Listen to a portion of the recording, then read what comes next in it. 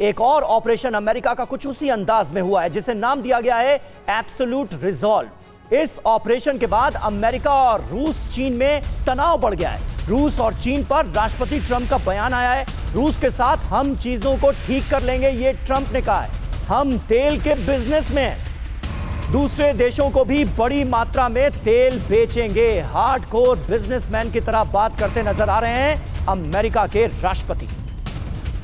और एक और अहम खबर, वेनेजुएला पर एक्शन के बाद ट्रंप की पुतिन को धमकी। मैं पुतिन के साथ नहीं, उन्होंने लोगों को मारा। मादुरो पर पुतिन से कोई बात नहीं हुई है, यह कहा है डोनाल्ड ट्रंप ने। तो ये तो हम देख ही रहे हैं कि वेनेजुएला के खिलाफ जो सैन्य कार्रवाई की है अमेरिका ने, इसके बाद से रूस और चीन खुले तौर पर समर्थन कर रहे हैं वेनेजुएला का। ऐसे में अमेरिकी एक्शन से सुपर पावर के बीच टकराव और ज्यादा बढ़ गया। पूरी डिटेल आपके सामने, मादुरो का कैसे अपहरण किया गया, यह खबर हमने आपको बताई। सुपर पावर्स की क्या जंग की अब शुरुआत इसे माना जाए। अगर रूस की बात करें, सैन्य, राजनीतिक और आर्थिक सहयोग पर खुले तौर पर समर्थन रूस करता है वेनेजुएला का। और चीन क्या करता है? सबसे बड़ा तेल निवेशक है वेनेजुएला के अंदर और आर्थिक समझौते भी काफी ज्यादा मजबूत है। और इसी बात से अमेरिका भी चिढ़ा हुआ था। बड़ी बात आप समझिए, अमेरिका के एक्शन से चीन का निवेश अब खतरे में पड़ चुका है, क्योंकि अमेरिका ने बोल दिया है कि अब वेनेजुएला पर हमारा कब्जा। मादुरो के अपहरण से रूस को हथियार खरीदार खोने का भी डर सता रहा है।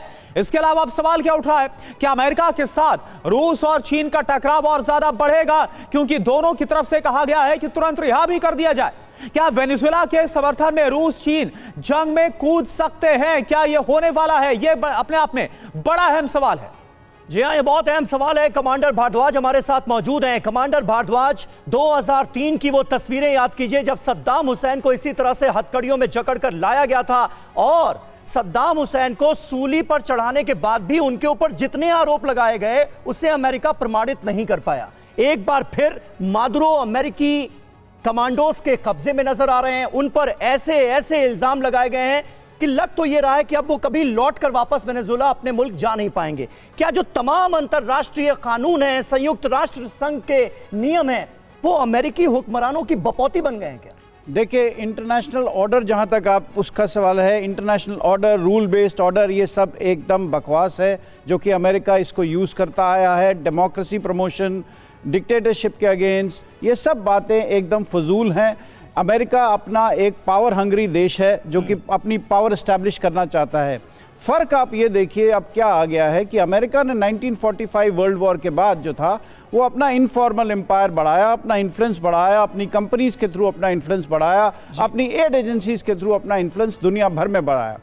अब उसको लग रहा है कि उसका वक्त ख़त्म हो गया है और ट्रंप जो हैं वो कहते हैं कि अब मेरे को पूरा फॉर्मल एम्पायर बनाना है। इसीलिए अब अगर आप देखें तो पहले कोई भी यूएस प्रेसिडेंट ने एक्शंस तो ऐसे किए, पर उन्होंने ये कभी नहीं कहा कि हम जाके वहाँ का देश चलाएंगे।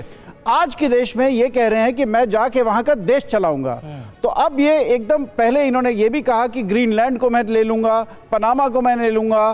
तो अब ये सब एक चाइना एक बहाना है, चाइनीज़ कंपनीज जो वहाँ इन्वेस्ट कर रही हैं वो एक बहाना है। अब बेसिकली अमेरिका की ये जो नीति लगती है वो ये है कि मैं फॉर्मल एम्पायर, अपने स्फीयर ऑफ इन्फ्लुएंस पे अपना फॉर्मल एम्पायर लगाऊं, जैसे कि यूके, जैसे कि ब्रिटेन रूल किया करता था।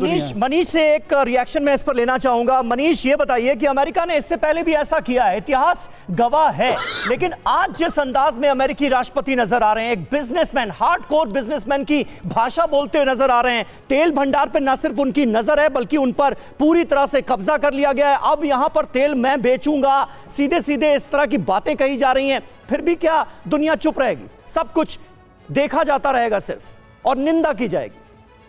देखिए, अगले 2-4 दिन में तो कुछ नहीं होने वाला है, लेकिन हाँ, ये बात जरूर है कि ट्रंप के इस कदम ने अमेरिका की भविष्य की राजनीति को और अंतर्राष्ट्रीय संबंध को लेकर अमेरिका के अलग थलग करने की जो है सो प्रक्रिया शुरू कर दी है। क्योंकि देखिए, सीधी सी बात है, रिजीम चेंज के साथ तो अमेरिका का इतिहास रहता था। बल्कि उन्होंने कई बार अपने मित्र देशों में भी बहुत सी ऐसी घटनाएं की, लेकिन तब वो कम से कम कहते थे कि नहीं नहीं हमारा इसमें हाथ नहीं है या हमारा नहीं है। लेटेस्ट हमने देखा कि बांग्लादेश में कैसे उन्होंने रिजीम चेंज कराया, या सीरिया में देखिए किस तरीके से सब कुछ हुआ। लेकिन अब जो ट्रंप कर रहे हैं वो एकदम नया मामला है। मतलब आप कह रहे हैं कि हम वहां से राष्ट्रपति को हमने हटा दिया, जो भी दलील दे रहे हैं उसके, और फिर कह रहे हैं कि वहां पर शासन हम करेंगे, हमारी टीम शासन करेगी, हमारे विदेश मंत्री और हमारे रक्षा मंत्री की अगुवाई में एक टीम बनेगी जो वहां पर रूल करेगी। तो मतलब यही काम तो अंग्रेज करते थे ब्रिटिश समय में और ब्रिटिश राज के दौरान। तो यही शुरुआत ट्रंप कर रहे हैं। और भले ही उसको आप जितनी चिकनी चुपड़ी बातें से कह रहे हैं कि तेल मिलेगा दुनिया को, अरे दुनिया को तेल मिलेगा तो दुनिया तेल वेनेजुएला से खरीद लेती, उसके अमेरिकी कंपनी को जाने का क्या मतलब है? कहने का सीधा सा मतलब है कि दुनिया के किसी भी कोने में अगर कोई बहुमूल्य चीज है तो उस पर अगर अमेरिका की नजर आ गई तो वो उस देश का सत्ता पाट करने से बिल्कुल। और ये हमने देखा भी शुद्ध तौर पर जो इंटरेस्ट है वो वेनेजुएला के तेल, वहां के खनिज पर है, मिनरल्स पर है। और जो आरोप तक तय कर दिया गया मादुरो के खिलाफ, उसको लेकर आज तक कोई सबूत भी नहीं रख पाए।